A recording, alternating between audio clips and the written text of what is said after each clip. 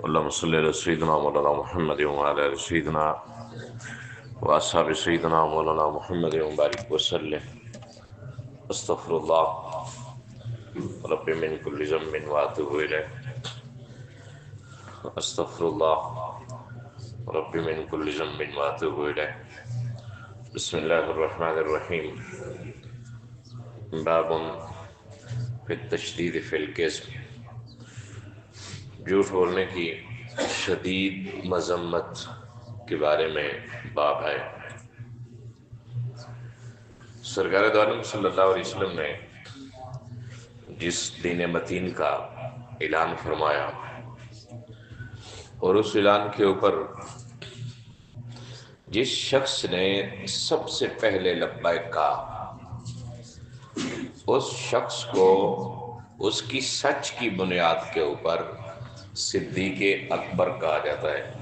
تو سچ بول رہا تھا. بہترین زندگی میں کبھی جھوٹ کا تصور ہی نہیں آیا تھا.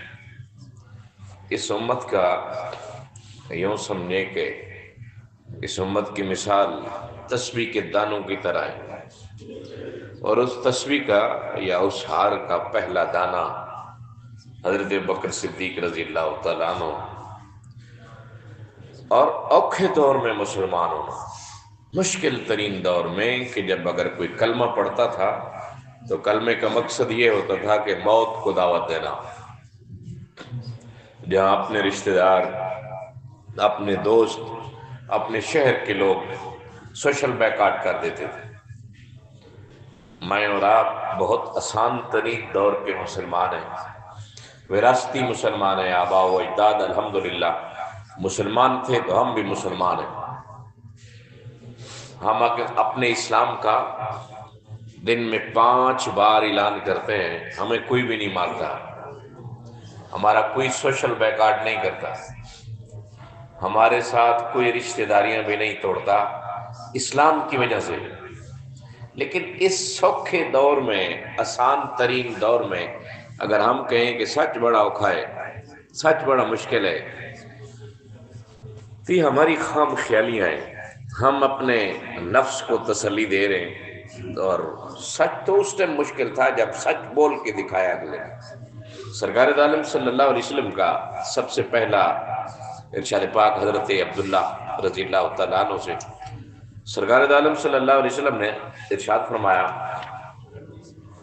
کہ جھوٹ سے بچو، کیونکہ جھوٹ گناہ کی طرف لے کے جاتا ہے اور گناہ جہنم کی طرف لے کے جاتا ہے. آدمی کے لیے، آدمی جب جھوٹ بولتا ہے اور جھوٹ بولنے کے درپے رہتا ہے، ہر ٹائم جھوٹ بولتا ہے، تو اللہ تعالیٰ کی بارگاہ میں اسے کذاب، جھوٹا لکھ دیا جاتا ہے. ہمیشہ ہی جھوٹ بولنا، جب بھی بولو جھوٹ، جب بھی بولو جھوٹ، اور جھوٹ کے درپے رہنا کہ کوئی وقت جانے نہ دو کہ سچ غلطی سے بھی منہ کے اوپر نہ لانا. ہر ٹائم جھوٹ بولنا، جھوٹ بولنا، جھوٹ بولنا. ایک وقت آتا ہے کہ اللہ کی بارگاہ میں وہ جھوٹا لکھا جاتا ہے. ممکن ہے پھر کوشش بھی کرے تو نہ پھر سکے. اس وقت سے پہلے پہلے سچ کی عادت بنائے. اور ارشاد فرمایا کہ سچ کو اختیار کرو، کیونکہ سچ نیکی کی طرف لے کے جاتا ہے اور نیکی جنت کی طرف لے کے جاتی ہے. اور جو شخص سچ بولتا ہے اور سچ بولنے کی کوشش کرتا رہتا ہے، اللہ تعالیٰ اسے اپنی بارگاہ میں سچا لکھ دیتا ہے. اب جس لائن میں، جس سطر میں، جس کچہری میں، جس سمت میں صدیق اکبر جیسا سچا انسان کھڑا ہوگا، اسی لائن، اسی کچہری اور اسی سطر میں سچ بولنے کی عادت رکھنے والا شخص بھی کھڑا ہوگا. اب جو جھوٹ بولتا ہے ہر ٹائم جھوٹ اگر دو عالم صلی اللہ علیہ وسلم سے پوچھا گیا کہ سب سے بڑا گناہ کون سا ہے، سب سے بڑا گناہ، شاید میں جھوٹ بولنا. شاید عرض کیجیے کہ یا رسول اللہ سب سے بہترین اسلام کون سا ہے؟ شاید فرمایا کہ سچ بولنا. جھوٹ سب سے بڑا گناہ، سب سے برا گناہ، اور اسلام سب سے بہترین اسلام سچ بولنا ہے. اس لیے کہ جھوٹ سے گناہوں کی ابتدا ہوتی ہے. کسی کے سامنے جھوٹ نہ بولیں، اور بالخصوص بچوں کے سامنے جب بھی اس طرح کا موضوع ہوتا ہے تو میں آپ کو عرض کرتا ہوں کہ بچوں کے سامنے جب ہم جھوٹ بولتے ہیں یا اپنے ماتات کے سامنے، استاد اپنے شاگرد کے سامنے، شیخ اپنے مریدوں کے سامنے بولتا ہے، اور مینیجر عام ورکروں کے سامنے جب جھوٹ بولتا ہے، تو ان ورکروں کے، ان بچوں کے، ان شاگردوں کے، ان مریدوں کے ذہنوں میں کیا وقت رہ جائے گی اپنے مافوق، اپنے بڑے کی۔ اس اوقات ایسا ہوتا ہے نا، ہم گھر میں بیٹھے ہوتے ہیں، کال آتی ہے، ہم اپنے بچوں اور اپنی بیوی کے سامنے کہہ رہے ہوتے ہیں کہ میں گھر میں نہیں ہوں، اب اسی بیوی کو اور اسی بچے کو ہم کہتے ہیں کہ بیٹا سچ بولا کرو، بیٹا کبھی جھوٹ نہ بولا کرو، بیٹا جھوٹ بولنا بڑی بری بات ہے۔ وہ بچہ کچھ کہتا نہیں ہے، اس لیے کہ ہم باپ ہیں نا، ہمارے آگے بول نہیں سکتا، ہم ہاں، اور ہمیں کچھ کہہ نہیں سکتا، لیکن اندر سے وہ جیسے کہتے ہیں نا بھائی بھنا ہوا ہوتا ہے، سڑ چکا ہوتا ہے۔ وہ کہتے ہیں میرا باپ جس نے میری تربیت کرنی تھی، مجھے ایک اچھے راستے کا راہی بنانا تھا، وہی باپ میرے سامنے جھوٹ بولتا ہے۔ جس استاد نے مجھے اچھائی سکھانی تھی، وہی استاد میرے سامنے جھوٹ بولتا ہے۔ جس شیخ نے مجھے اچھائی سکھانی تھی، وہی شیخ میرے سامنے جھوٹ بولتا ہے۔ تو ارشاد میں کہ جب جھوٹ بولنے کی عادت پڑ جائے تو اللہ تعالیٰ کی بارگاہ میں کذاب لکھے جاؤ گے۔ سب سے بھیانک ترین منظر وہی ہوگا جب اللہ تعالیٰ کسی شخص کے بارے میں فیصلہ کر دیتا ہے کہ یہ ہے۔ اب اللہ کے فیصلے کو تو کوئی چیلنج نہیں کر سکتا۔ یہ ہماری عادتوں کے ساتھ اللہ تعالیٰ کے فیصلے ہوتے ہیں۔ اگر اچھی عادتیں ہیں تو اللہ تعالیٰ اچھوں میں لکھ دیتا ہے، بری عادتیں ہیں تو پھر بروں میں لکھ دیتا ہے، اس لیے کہ جب وہ اٹھتے بیٹھتے چلتے پھرتے برائی کر رہے ہیں۔ اور آقا عالم صلی اللہ علیہ وسلم کا ایک اور ارشاد پاک فرمایا کہ اس شخص کے لیے بربادی ہے جو بات کرتے ہوئے صرف اس لیے جھوٹ بولتا ہے تاکہ لوگوں کو ہنسائے۔ ہمارے ہاں تو ہنسانے کے لیے باقاعدہ ادارے قائم ہیں، ہر ٹیلی ویژن کا اپنا ایک سسٹم ہے، اپنا ایک پروگرام ہے، اس کے اندر 110% جھوٹ بولا جاتا ہے، لوگ ہنستے ہیں۔ وہ اپنے آپ کو نیک بھی کہہ رہا ہوتا ہے جھوٹ بولنا ہے، بولتا ہے جی میں تو لوگوں کے منہ کے اوپر مسکراہٹیں لاتا ہوں۔ سرکار دو عالم صلی اللہ علیہ وسلم ایک خاتون کے گھر تشریف لے گئے، اور اس خاتون نے اپنے بچے کو بلایا ایسے مٹھی بند کر کے کہ آؤ تجھے کچھ دوں۔ سرکار نے فرمایا کہ تو اس کو دے گی کوئی چیز یا نہیں دے گی؟ بولتے یا رسول اللہ میرے ہاتھ میں کھجور ہے، میں اسے ضرور دوں گی۔ ارشاد فرمایا کہ اگر تیرے ہاتھ میں کھجور نہ ہوتی، ویسے تو اسے بلا رہی ہوتی اپنے بچے کو، تو یہی جھوٹ اللہ کی بارگاہ میں نوٹ کیا جاتا، اور یہی جھوٹ تجھے جہنم میں لے کے جاتا۔ اس طرح کے جھوٹوں کو تو ہم جھوٹ سمجھتے نہیں ہیں۔ کاروبار کے اندر بولا گیا جھوٹ تو ہم جھوٹ سمجھتے نہیں ہیں۔ اپنی سیاست کے اندر بولا گیا جھوٹ تو اس کو تو جھوٹ سمجھتے نہیں ہیں۔ اس کو کچھ عرصے بعد ہم کہتے ہیں جی میرے بیان کو تروڑ مروڑ کے بیان کیا گیا۔ باتیں بھی تروڑی مروڑی جاتی ہیں، کوئی رسی تھوڑی ہے یار، یا کوئی تار تھوڑی ہے کہ ان کو تروڑ مروڑ کے بیان کیا جائے۔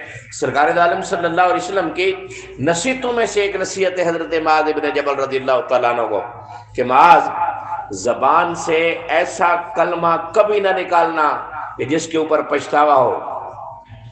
ایسا نہ ہو کہ آپ نے کلمہ نکال لیا غلط، لفظ نکال لیا غلط، بات غلط نکال لی، اور اس کے بعد پھر کہو ہو یہ تو نہیں نکالنی چاہیے۔